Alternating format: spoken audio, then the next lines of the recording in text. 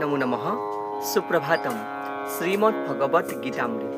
আজি শ্ৰীমদ ভগবত গীতাৰ ধ্যান যোগ নামৰ ষষ্ঠ অধ্যায়ৰ সপ্তচত্বাৰিংশত সংখ্যক শ্লোক অথবা এই অধ্যায়ৰ অন্তিম সংখ্যক শ্লোকফাকি হৈছে এনেধৰণৰ: যোগীনামপি সৰ্বেষাং মদ্গতেনান্তৰাত্মনা শ্ৰদ্ধাৱান ভজতে য়ো মাং স মে যুক্ততমো মতঃ। এই বিশিষ্ট শ্লোকফাকিৰ বক্তা হৈছে শ্ৰীমদ ভগৱত শ্ৰীকৃষ্ণ।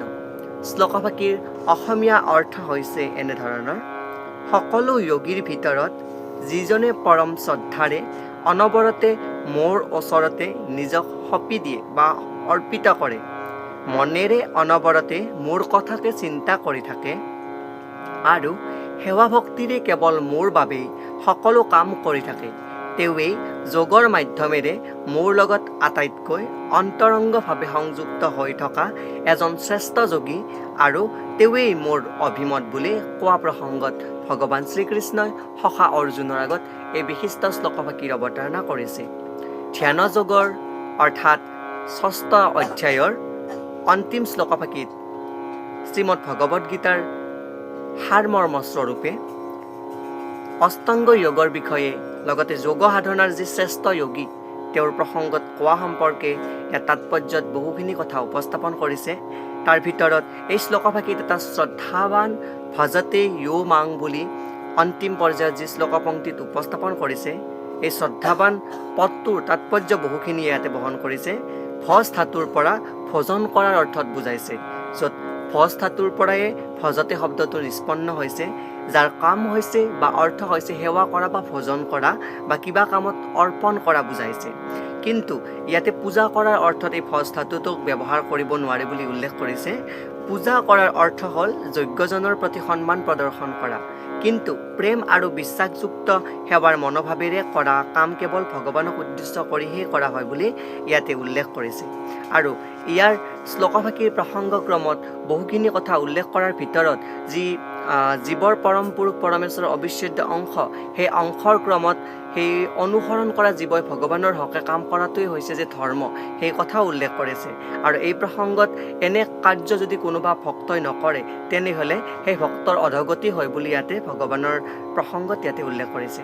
আৰু সেই প্ৰসংগে শ্ৰীমদ ভগৱতৰ যি 11 সংখ্যক স্কন্ধ আছে, সেই 11 স্কন্ধত পঞ্চম অধ্যায়ৰ 3য় শ্লোকত উপস্থাপন কৰিছে যে য়হ এষাং পুৰুষং সাক্ষাৎ আত্মপ্ৰভৱমীশ্বৰম ন ভজন্ত্যৱজানন্তি স্থানদ্ৰষ্টাঃ পতন্ত্যধ। অৰ্থাৎ যিজনে ভগৱানৰ হকে কাম নকৰে, সকলো জীৱৰে আদিমূল পৰমেশ্বৰৰ প্ৰতি থকা নিজৰ কৰ্তব্যৰ প্ৰতি হেলা কৰে, তেওঁ নিশ্চয়ভাৱে ভ্ৰষ্ট হৈ অধগতি লাভ কৰে বা অধপতন হয় বুলি ইয়াতে উল্লেখ কৰিছে। আৰু এই শ্লোকফাকিতো ভজন্তি অৰ্থাৎ শ্ৰীমদ ভগৱত মহাপুৰাণৰ 11 নম্বৰ স্কন্ধটো সেই ভজন্তি শব্দৰে প্ৰয়োগ কৰিছে। আৰু ইয়াতে উল্লেখ কৰিছে যে ভগৱতৰ এই শ্লোকত অৱজানন্তি পদটোৱে ভগৱত গীতাৰো এটা অংশত উল্লেখ কৰা যেন ইয়াতে উল্লেখ কৰিছে। আৰু উপস্থাপন কৰিছে যে অৱজানন্তি মাং মূঢ়াহা, অৰ্থাৎ কেৱল মূৰ্খ আৰু দুষ্টবিলাকেহে পৰম পুৰুষ ভগৱান শ্ৰীকৃষ্ণক অৱজ্ঞা কৰে বুলি ইয়াতে উল্লেখ কৰিছে। আৰু এই ফলশ্ৰুতি স্বৰূপে ইয়াতে ভক্তিযোগৰ কথা ইয়াতে উপস্থাপন কৰিছে। আৰু ভক্তিযোগৰ উপস্থাপনৰ লগতে যোগৰ কথাও সুন্দৰকৈ ইয়াতে ব্যাখ্যা কৰিছে। আৰু কৰ্মযোগৰ স্তৰত যি জ্ঞান, সেই কৰ্মযোগৰ নিষ্কাম কৰ্মৰ যি স্বৰূপ, সেই স্বৰূপৰ পথৰ আৰম্ভণি ইয়াতে আত্মোপলব্ধিৰ দ্বাৰাই উপস্থাপন কৰিছে।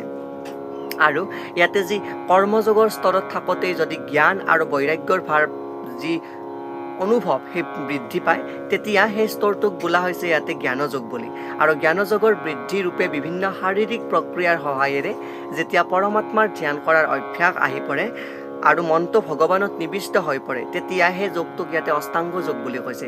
যি অষ্টাংগ যোগ যোগ দৰ্শনত যম নিয়ম আসন প্ৰণায়াম ধাৰণা ধ্যান সমাধি ইয়াতে উল্লেখ কৰিছে। সেইকেইবিধকে ইয়াতে যোগৰ নিৰবিচ্ছিন্নভাৱে লোৱা এটি অংশস্বৰূপে ইয়াতে সংযোগ কৰিছে আৰু সেই অষ্টাংগ যোগৰ যি স্তৰ সেই স্তৰক যেতিয়া অতিক্ৰম কৰিব পৰা এজন সাধকজনে পৰম পুৰুষ ভগৱান কৃষ্ণৰ উপলব্ধিৰ স্তৰলৈ উপনীত হ'ব পাৰিছে আৰু তেওঁ সেই ভক্তি যোগত উপস্থাপিত হৈছে বুলি কৈছে। অৰ্থাৎ অষ্টাংগ যোগক অতিক্ৰম কৰি যিজন ভক্তই আগবাঢ়ি গৈছে তেওঁ সেই ভক্তি যোগৰ মাৰ্গত উপনীত হৈছে বুলি ইয়াতে উল্লেখ কৰিছে আৰু সেইটোৱে চৰম পৰিণতি বুলি ইয়াতে উল্লেখ কৰিছে।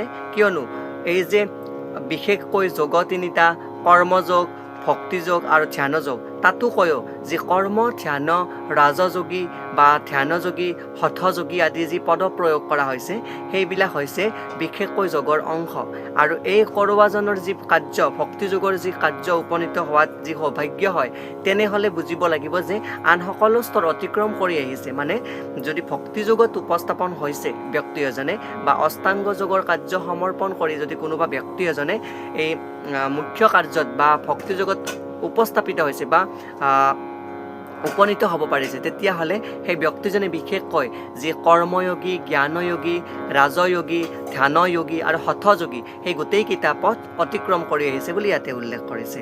অৰ্থাৎ চূড়ান্ত পৰ্যায়ৰ শৃংগত উপনীত হ'ব পাৰিছে বুলি ইয়াতে উপস্থাপন কৰিছে। শ্লোকভাগীৰ প্ৰসংগক্ৰমে ইয়াতে উল্লেখ কৰিছে যে পৰম সৌভাগ্যৰ ফলতহে ভক্তিযোগৰ পথ অনুসৰণ কৰি ভগৱানে যি কৃষ্ণ ভাৱনা সম্পন্ন হয় বেদত উল্লেখ কৰা অনুসৰি সেই কাৰ্যসিদ্ধি অৱস্থান কৰে বুলি ইয়াতে উল্লেখ কৰিছে। এজন যোগীৰ আদৰ্শ যোগীৰ যি শ্যাম সুন্দৰ কৃষ্ণ স্বৰূপ সেই স্বৰূপত উপনীত হ'ব পাৰে বুলি ইয়াতে উপস্থাপন কৰিছে আৰু ভগৱান শ্ৰীকৃষ্ণৰ যি শ্যাম সুন্দৰ বৰণ মেঘৰ দৰে, তেওঁৰ যি পদুম ফুলৰ দৰে মুখখন সৌন্দৰ্যৰ দৰে ভাস্কৰ্য, তেওঁৰ বসন মণিমুকুতাৰ দৰে উজ্জ্বল আৰু তেওঁৰ দেহৰ যি ফুলৰ মালাৰে শোভিত, তেওঁৰ দেহৰ যি চৌপাশে 6 জেউতি উপস্থাপিত হৈছে তাকেই যি ব্ৰহ্মজ্যোতি বোলা হয় সেই বিষয়েও এই পৰম সৌভাগ্যজনকভাৱে বেদত উপস্থাপন কৰিছে।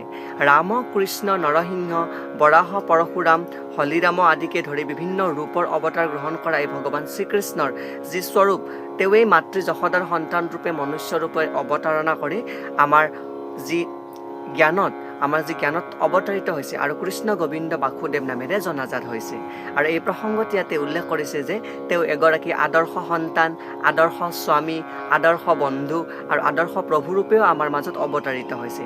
এই অৱতাৰী পুৰুষজনেই হৈছে সৌন্দৰ্যৰে বা ঐশ্বৰ্যৰে পৰম সম্পদশালী আৰু তেওঁৱেই হৈছে সকলো অলৌকিক বিভূতিৰ অধিকাৰী বুলি ইয়াতে উপস্থাপন কৰিছে।